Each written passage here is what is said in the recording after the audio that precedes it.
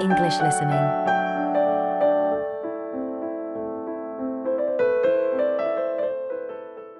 Topic 1. Mastering computer languages. Good morning everyone, and welcome to the second annual Wallabaloo Conference on Mastering Computer Languages. I hope you all had a good trip. Before we get underway with today's program, let me fill you in as to what's on tap for tomorrow, Sunday, February 19th. At 9 a.m, right here in the main hall, we'll be hearing a lecture from Dr. John Smith about computer as teacher. Professor Smith from the University of Melbourne is a world-class expert in the field of computer-assisted education, and his talk promises to be both stimulating and informative. Immediately afterwards, at 10:30, there will be a presentation of papers by various delegates. That, however, will take place in the garden room on the ground floor. If you don't yet know, the garden room is also called the ballroom and will be gathering at the west end, the slightly raised area called Level 2. Just look for the crowd. If you get lost, there are signs in the foyer. After all that thinking, talking and listening, I expect everyone will be a bit weary. So at 11:15, there will be a break for coffee, cookies and other light refreshments. These will be available at the aptly named refreshment stand, placed by the door back here in the main hall. Also, if you choose to skip the formal lunch, you can buy a packed lunch at the stand for a reasonable price. I strongly urge you, however, to join us at the formal lunch. That won't be till 1 o'clock sharp, so you have time to stroll about town a bit. We'll be eating at the Seaview restaurant. The restaurant is located right here in the hotel on the top floor. It's a good dozen flights of stairs, so I suggest you take the lift on the ground floor, eh? If you're not fond of fish, there's an all-you-can-eat barbecue available as well. They even offer wallaby meat. After lunch, we'll troop back downstairs to Level 2 in the ballroom for the presentation of further papers, which will begin at 2 p.m. Please try to be on time. I know you'll be a bit tired after lunch, but the ballroom echoes so with people coming in late. Thank you in advance. Once we've heard the papers, we'll break for afternoon tea at 3:10 p.m. No need to walk. The manager of the refreshment stand has graciously agreed to have tea served in the ballroom. He's even promised us some special scones, baked from a recipe of his dear old Scottish grandmother. Then, tea being drunk and scones munched, we'll retire here to the main hall for some closing remarks and questions. So, by 5 o'clock, we should have the conference wrapped up. But the fun isn't over. This is Australia, mates. We'll be flocking to the hotel's own Palm Lounge on the east side of the foyer for an informal reception. You can relax, mingle with the other delegates and let your hair down a bit. This will run from 5:10 to 6:10, though you're free to stay as long as you like. The lounge manager has informed me that for the duration of the actual reception, you can have all-you-can-drink beer for $20 with purchase of an advance ticket. And yes, tickets can be purchased from any conference organizer or at the front desk anytime between now and the start of the reception. I suggest you come by tomorrow evening to pick up the tickets, since the conference hall only holds 800 people. That way you can also get your journey planned ahead of time and be sure not to miss this truly memorable conference. If you want cocktails, however, I'm sorry, you'll have to pay for those at the regular price. Oh my goodness! Speaking of paying, I see I forgot to tell you a couple of things. The first is about lunch. The charge for the lunch will be $15 for all you delegates. If you have guests with you, the cost is $25 for the general public and $6.50 for children under the age of 10. That's $15 each, not total for everyone. Another item is about the lunch menu. I very much urge you to try the fish. I mean, look at the restaurant's name, the Seaview. As the name suggests, it is a famous seafood restaurant. The chef is a Basque from Spain, and he really gets quite put out when people ignore his fish specialities for burgers or barbecue. If fish isn't your thing though, try the steak. He makes an exquisite filet mignon topped with blue cheese and mushrooms. Finally, if you'd like to buy a ticket, you can have both lunch and unlimited beer for $35. I should have mentioned that earlier, but I am a bit forgetful. Maybe I should avoid the beer after the conference, eh? Well, I've said my bit. Are there any questions?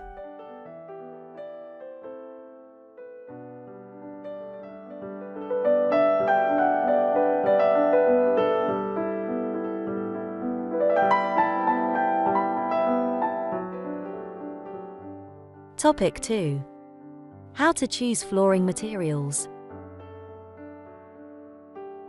We've been talking about choosing building materials in the last week. Now, a great many factors influence the choice of building materials. You can't make a house of cards, right? And people who live in glass houses and all that. Anyhow, today I'd like to say a few words about flooring. Some artificial materials can be used, like plastic for instance, which offer mixed blessings when used as a flooring surface. On the one hand, plastic is cheaper than nearly any other alternative, short of bare ground. Plastic also does not warp like wood. On the other hand, the best that can be said about plastic is that it looks like wood or stone. However, it cannot replace the real materials. As I have mentioned, I'm fixing up a new house. The decorator my wife hired told me plastic does a great job of looking exactly like plastic. Besides, it scratches easily, fades or discolors, and starts cracking within a year or two. So if you're fitting out a sleazy hotel or plan to live in a trailer park, go with the plastic. Really though, for all intents and purposes, this leaves us with wood or stone as choices for flooring. Stone and wood are alike in at least one respect. Both go through processing before they can be put to use. Since few of us cut our own lumber or quarry our own stone, this is not perhaps a pressing concern. Still, do-it-yourselfers would do well to remember to buy only properly seasoned wood. Unseasoned wood warps, and a warped floor quickly becomes firewood, and its owner quickly becomes poorer. Likewise, except for dull-hued materials like slate or sandstone, most stone floors are polished before installation. The choice goes well beyond just wood or stone. Each type requires many further considerations. A few special remarks are called for when considering wood. For example, as always, aesthetics, personal taste, and layout all play roles, as well as the type of house or room. Oh, and certainly don't forget the cost. When it comes to cost, a rule of thumb is that the softer and less exotic the wood, the lower the cost. In the US, for instance, pine is both ubiquitous and cheap. Mahogany is imported and exorbitantly expensive. If you're on any kind of budget when remodeling, it's really helpful to remember to go for the softer woods. Aside from cost, there are still lots of different factors that are important in choosing the best flooring for the job. Continuing with the example of wood, one must consider the effects of each type of wood on the mood of the room. When selecting the best wood to use, particular attention needs to be paid to its grain patterns, texture, and colour. In rooms where relaxation or deep thought is the aim, say bedrooms or the study, dark, strong-grained woods are the rule. Here, the grain ought to match the furniture for a feeling of homogeneity. In rooms where activity and motion are typical, the dining room, living room, lighter, finer-grained lumber is more suitable. In such a setting, the wood grain might be useful in offering a contrast to the furniture. This leads to a feel of subconscious excitement in keeping with the room's function. In either case though, consult a decorator. It is a decorator's job to know what materials to use to fit the function of the room.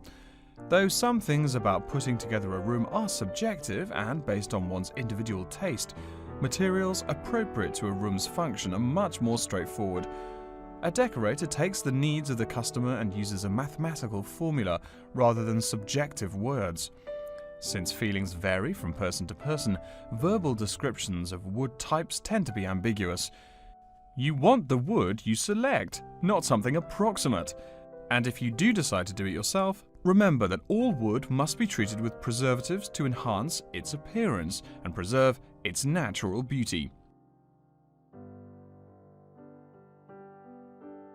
In the case of stone, or quarry tile, as flat-cut flooring stone is properly called, a new set of considerations must be weighed up. Simple colour aside, the degree of reflection must be kept in mind. This is called the reflectance rate, which is expressed in a number between 0.0 and 1.0, depending on the amount of light it reflects. At one end of the scale is polished silver. At a rating of 1.0, this shiny surface reflects nearly all of the light directed at it. Numbers closer to 0 describe materials that absorb more light. Moving down the scale a bit, we see that plastic that has been painted white has a rate of 0.8, which makes sense. We know that the colour white reflects all other colour, while black absorbs all colour, and plastic itself is a relatively reflective material. Materials that are denser and darker have reflectance rates much closer to 0. The quarry tile I mentioned a while ago has a rate of 0.1. As you may know, quarry tile is generally dark brown and made from clay, so it is quite dense. Of course, there is considerable variation among types of quarry tile because of the hue or treatment of the clay during its creation. Does anyone have any guesses as to what material may have a rate of almost 0.0? We can guess most of these materials are black in colour, but plastic, wood and even stone reflect some light. One material with a rate of almost 0.0 is black velvet. The texture produces almost no shine at all. Carrara marble, despite its white hue, is actually lower in reflectivity than black onyx. In any case, the fact that tiles vary somewhat should not be forgotten. A highly reflective floor would not be suitable in a library. It would be indispensable in a ballroom, should your home be large enough to feature one. Again, a rule of thumb is that light means lively. Since form and material follow function, one should only use the more reflective materials in rooms where the cultivation and expression of energy is important. Bear in mind too that most types of stone cost more than all but the rarest of wood. Of course, there is no reason why some rooms of a house should not feature wood floors or other stone tiles. You can even mix the two. A room with wood panels on the walls can have a beautiful stone floor. My bedroom has white birch walls and a light blue slate floor. The place looks like a Russian hunting lodge. Remember though, go with what feels right for you. Good taste and the laws of interior design are the homeowner's servants, not his master. It's only beautiful when you decide it is. I mean, you're the one who lives there, not the decorator, right? Okay, are there any questions?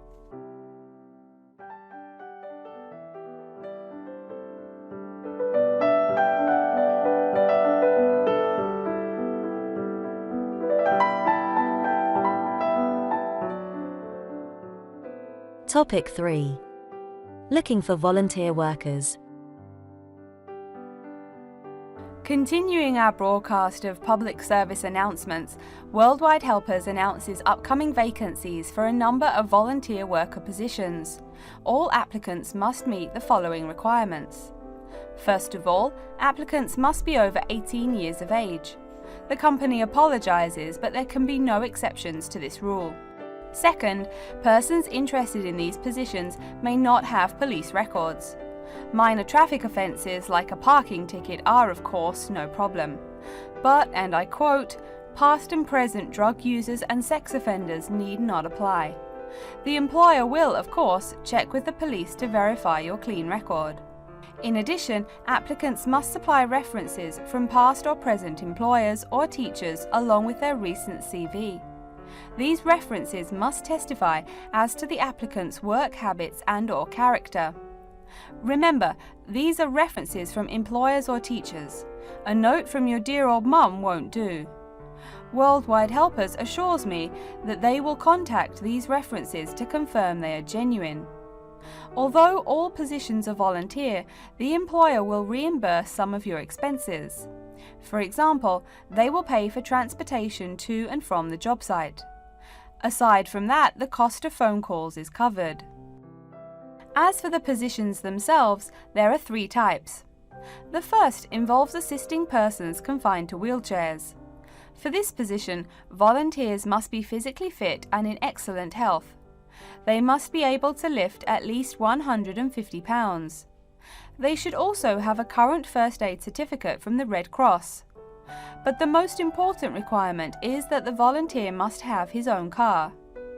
On Tuesday afternoons, the volunteers take their clients to various scenic spots around the city to experience and enjoy nature. If you don't drive, but you'd still like to get involved, the centre has a number of openings for people to read to the blind. Readers must, of course, read English clearly.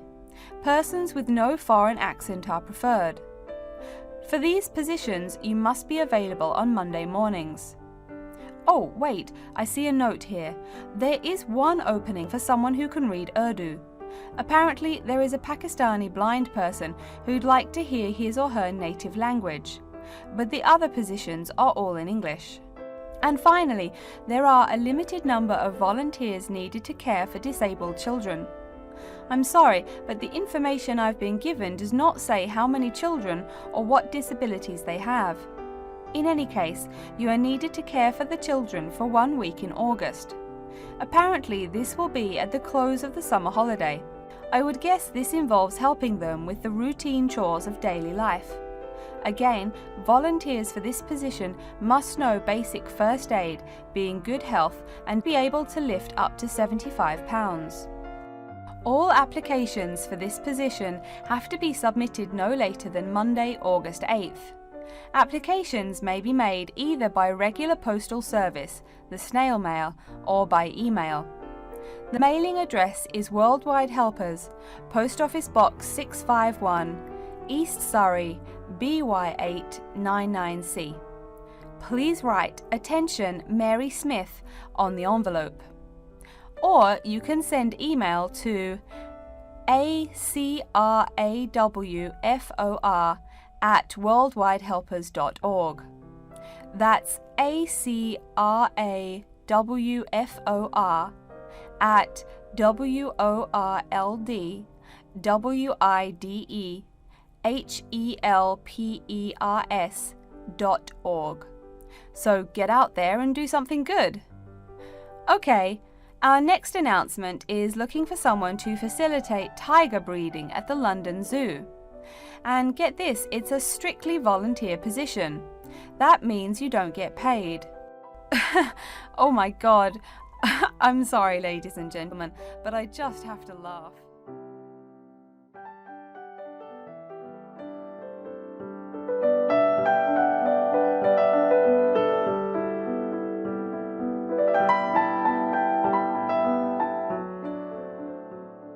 Topic 4. Insect and pest control. Good afternoon and welcome to Insect Biology 101. I'd like to begin this course with a few remarks about good insects and bad ones. Bugs are all around us, and that's both a benefit and an annoyance, sometimes maybe even serious harm. First, let's talk about the good things that insects do for us. Probably the most important insect for humans, and maybe for all other life, is the bee. Bees help plants in the process of pollination, and thus are necessary to most flowers and fruit-producing trees. That is, they carry pollen from male flowers to female. If it weren't for bees, we'd have very few food plants and no fruit either. In fact, there would be no we. No less a thinker than Albert Einstein pointed out that, without bees, humanity would be dead within a year or less. We'd starve. It's that simple. That should maybe make us just a little humble. A little less dramatic is the fact that bees also make the honey we eat. Moreover, they produce beeswax, which is useful in candles and is also used as a first-rate furniture polish. Sure, these may not be vital to our lives, but they can serve as reminders of how important bees are. That's a point I keep coming back to in this course. Though, in all fairness, I should point out that butterflies aid in pollination as well as bees. Now, here in Michigan, what's the worst part of summer? Yep, that's right, mosquitoes. But I'm talking about helpful insects, right? So let's look at the dragonfly first. If there were no dragonflies, there would be even more mosquitoes. Dragonflies mainly eat mosquitoes and also a few other insects. Yes, that's right. They don't just fly around, and they also help to eliminate harmful insects. So the next time you see a dragonfly, don't you dare kill it. Now, let's talk a little about those harmful insects. Take the mosquitoes I just mentioned as an example. Not so many years ago, mosquitoes here in America weren't just annoying, some were even deadly. They carried malaria and yellow fever. My own ancestor, the Confederate General John Bell Hood, lived through the worst battles of Civil War, only to die at age 38 from yellow fever. A pest, not a bullet. Well, besides the mosquitoes, in summer there is also a kind of insect that never seems tired. Right, that is the fly. Before I go on talking, I must mention an African fly called the tsetse fly, which feeds on blood and can cause serious diseases in the people and animals that it bites. Besides, it is still a bearer of sleeping sickness, which affects around 300,000 people every year in Africa, and can be treated only with toxic drugs that are hard to administer. Worse still, the drugs sometimes don't work. Other insects, of course, destroy food crops. In China, for instance, locusts continue to be a danger to the harvest in some areas. Less important, but still annoying, moths eat people's clothes and dust mites slowly destroy carpets. Worse, but still in the home, termites or white ants eat wood, the wood of your house. If they are not stopped, they can eventually destroy the whole building. Usually they seriously damage a building before anyone even notices them. So, as we all know, insects can be a real trouble. So, what to do? You can go ahead and start killing harmful insects. In the early decades after the Communist Revolution in China, Chairman Mao encouraged the people to swat every fly they could see. Slogans on the walls of buildings called them "little capitalists." But flies reproduce too quickly for this to be a long-term solution. For some decades in the West, to kill insects with chemicals seemed a good remedy. Unfortunately, chemicals can only be used in a limited area for a limited time. It's a small-scale solution. The insects come back. Worse still, some of the poisons used, like DDT, were found harmful to the environment. Many kinds of wildlife, like hawks, were harmed. And people in chemical-using rural areas have one of the highest rates of liver cancer in the world. It's no secret that chemicals remain harmful to humans. Like all species, insects adapt to their changing environments at an amazing rate. When a new chemical is introduced to their habitat, the insects that survive are generally the ones with some way of resisting the harmful effects. They then breed with the other survivors, and just like that, insects become resistant to most poison in a few generations. An insect generation, remember, is a couple of months at most. So again, we have to ask, what to do? Well, there are biological solutions. Some of these are pretty simple. One is destroying the insect's habitat. You take away their home or food. Cleaning your kitchen is the best way to prevent roaches. No garbage, no food. Getting rid of marshes and swamps eliminates mosquitoes. Other solutions might include bringing in dragonflies or bats in areas where mosquitoes are many. This is a cheaper alternative to chemicals. Biological methods like this also bring no extra pollution to the environment. But you have to be careful. If you change the environment too much, you might be hurting other forms of life accidentally. One recent method of controlling insect populations involves interrupting their breeding cycle. What does that mean? It means birth control for bugs. Insects are provided with food that makes them unable to reproduce. Since they can't have babies, the population disappears, or nearly so. And since no young are born, resistance is not a problem, with no young insects developing increased resistance. Interrupt the life cycle, eliminate the bug. It's clear that we must have an understanding of the life cycle of the insect. At least, that's the plan. We'll go into more detail as the course goes along. Now, I will stop here to see whether you have any questions or not.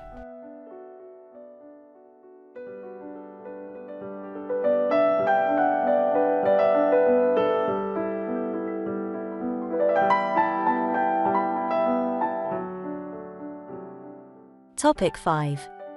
A map of the University of New South Wales. Hello everyone, and welcome to the University of New South Wales. The first thing I'd like to do at today's orientation session is get you all oriented. That means tell you the location of some useful facilities and services. So first of all, take out the maps we gave you all as you came in the door. The map is the big yellow sheet of paper. As you can see on the map, north is at the top, south at the bottom, etc. Which way is north? Well, look through that window on my left, your right. See the rising sun? That would have to be east. So north must be directly behind me. Now, we're at the campus main gate. The recreational facilities are on my right hand, and its opposite is the student centre. No questions? Good. Pretty easy, right? Okay, did everyone eat breakfast at the student food service this morning? Was the food good? Yes, I am joking. I've eaten there too. So, after a meal like that, you must be eager to go to a doctor, right? Well, I have good news for you. The Student Health Centre is located about half a kilometre straight north of here. Look on your maps.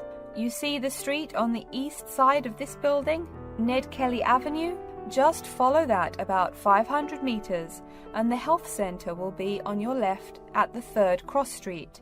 Now, I know you all just got here, so you must be wondering how to tell your folks you've arrived safely, how much you miss the dog, and how you already need more money. If you don't have an iPhone, you probably are wondering where to find a computer. Well, I have good news. If you go straight out of its door and walk down the garden street, you'll see the internet unit on your left side, just next to the gym. The hours are posted on the door and the computers are free, but you must bring your student ID card with you. Like I tell everyone, if you need help with anything, you can probably find right here in the student centre. Do you see the 4 buildings there between the student centre and the library? Those are the dormitories. The men's dorms are the 2 on the south, the women's the 2 on the north. Okay, I'm sorry to have to tell you, but the university has been doing a lot of repairs and remodelling and it's not all done yet. So there may be some small problems with your dorm rooms. Maybe the window doesn't open. Maybe an air conditioner is missing or does not work. If there are any problems, you can go to the complaint office, which is right beside the teaching building between the Parker Street and the Crammer Street. Just tell them your problem and they should have it fixed by the time you graduate in 4 years.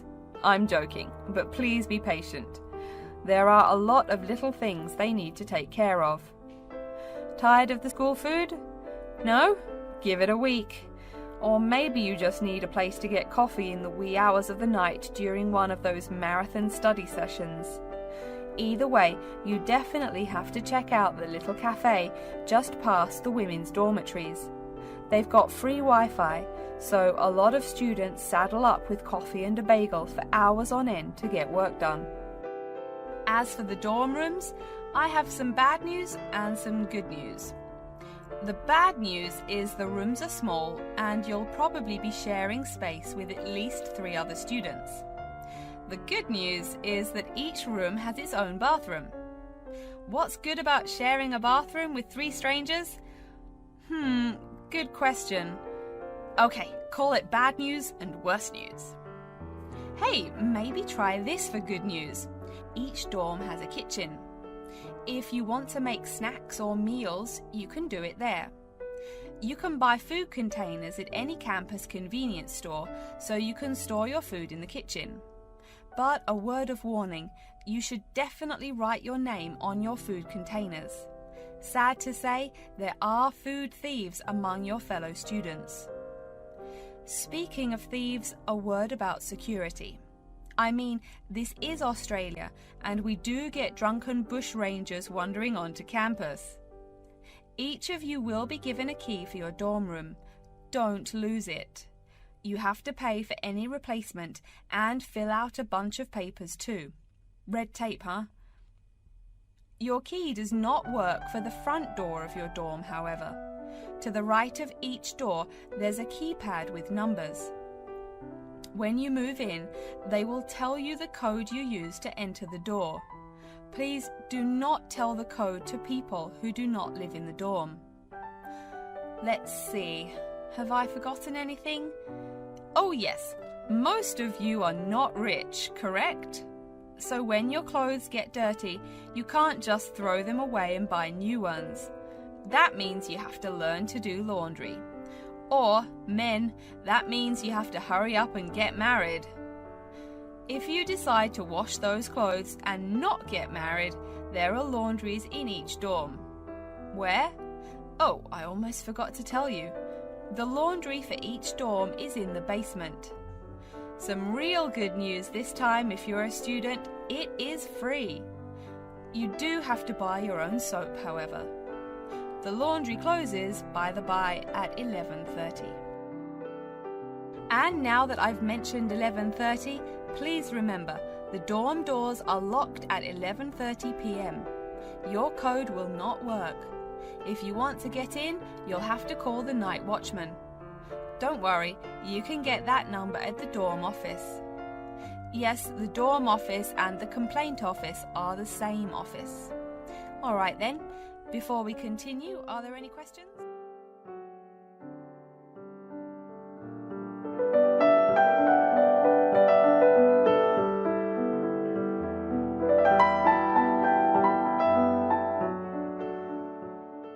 Topic 6. History of bikes. Good afternoon, ladies and gentlemen. I'd like to take this opportunity to welcome you to our exhibition, 2 Centuries of the Bike. Let's stroll around the exhibition, shall we? Although there were a few early efforts back in the 1700s, you didn't really see many bikes till, say, the 1830s in England. Bikes were a response to the rapid growth of cities early in the 19th century.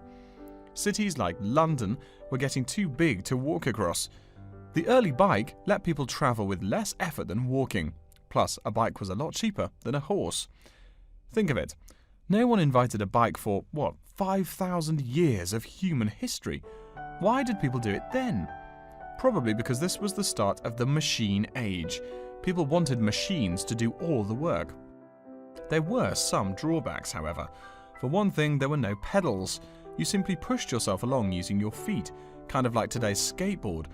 That meant you went fairly slow, and uphill you actually worked harder, pushing that two-wheeler. Plus, the wheels were made of wood covered with metal, as you can see from this model. So the downside was that the ride was quite uncomfortable on most roads. Only a few gadget lovers had or used them. By the 1860s, though, improvements were being made. As you can see from this specimen, metal frames had become the rule. They are more durable than wood, and they don't warp in the rain. The biggest improvement, however, was the development of the chain and sprocket system. They are connected. This meant you did not push the bike. You used pedals, just like today. You had to try harder to balance, so it took some practice to figure out how to use the pedals. But it made the ride so much easier.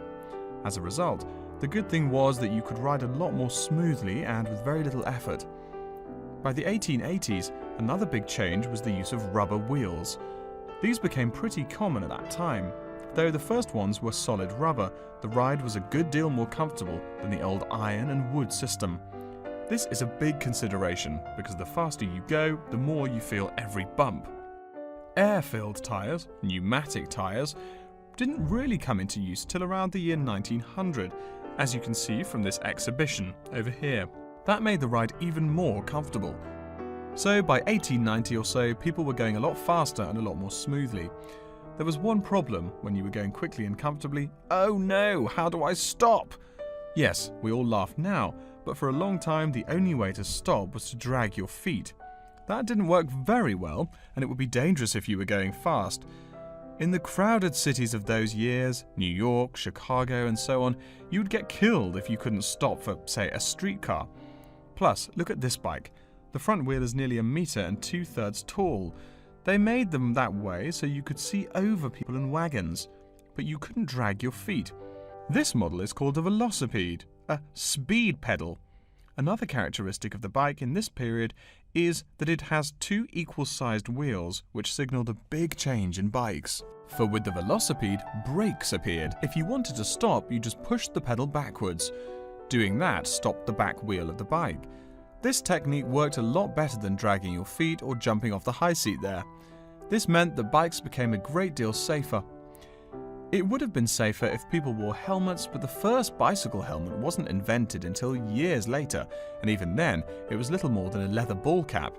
It really wasn't until the 1970s that the bike helmet was modified to provide some real protection. Before continuing on to look at developments since the 1890s, let's say a word more about safety. Everyone knows if you're going downhill, you can get going dangerously fast. To go more than 100 kilometers an hour isn't all that difficult, but even on level ground, it's easy to go too quickly. On a city street, today's bicycles can be ridden at a speed of over 40 miles an hour over a short distance. That's about 64 kilometers an hour. Remember, you're on a bike, not in a car. There's nothing to protect you. People are killed in single bicycle accidents every day, just from hitting the road. A good rule to remember is, if you're going faster than the cars, slow down. And please wear a helmet. Nearly 1/4 of the epilepsy cases come from head injuries in accidents on bikes and motorcycles. I don't mean to scare you, but safety is everyone's business. What? Now that's a good question. Why are today's bikes so much faster? Well, it's not just that today's athletes are faster. The answer is partly mechanical. If you look closely here at the back wheel, you'll see a number of gears. Changing gears is what makes those fast speeds possible. You can shift gears depending on the terrain and how hard you wish to pedal.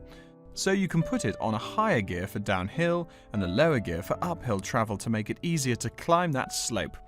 You'll notice this gear shifting mechanism is attached to the back wheel, and when the rider shifts on the handlebar gear shifter, the chain moves to the appropriate sprocket. And, speaking of changing gears, let's look over here at our Tour de France exhibit.